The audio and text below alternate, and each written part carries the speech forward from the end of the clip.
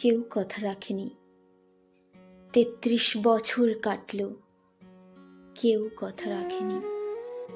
ছেলেবেলায় এক বষ্টমী তার আগমনী গান হঠাৎ থামিয়ে বলেছিল, শুক্লা দ্বাদশীর দিন বাকি অন্তরাটুকু শুনিয়ে যাবে। তারপর কত চন্দ্রভোগ অমাবস্যা এসে চলে গেল, কিন্তু সেই বষ্টমী আর এলো না। ২৫ বছর প্রতীক্ষায় আছি।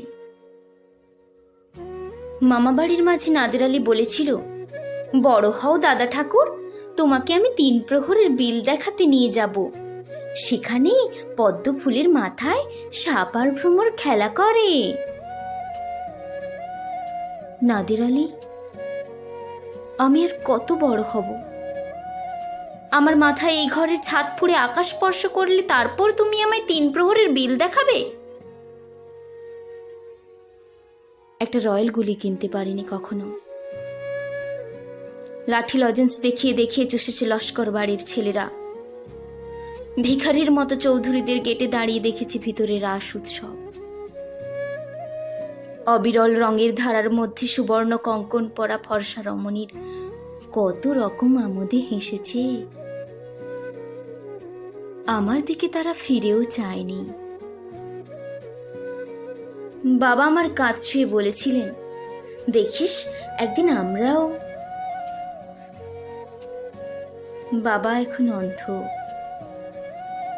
আমাদের দেখা হয়নি কিছুই।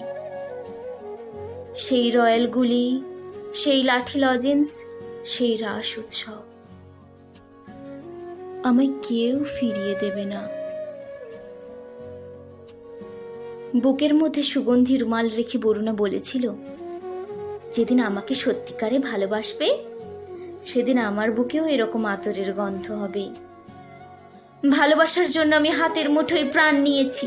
দুরন্ত ষাঁড়ের চোখে বেঁধেছি লাল কাপড়। বিশ্ব সংসার তন্ন তন্ন করে খুঁজে এনেছি ১০৮টা নীল পদ্ম। তবু কথা রাখেনি বরুণা। এখনো তার বুকে শুধু মাংসের গন্ধ।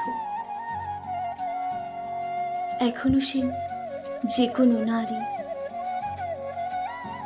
কেউ কথা রাখেনি।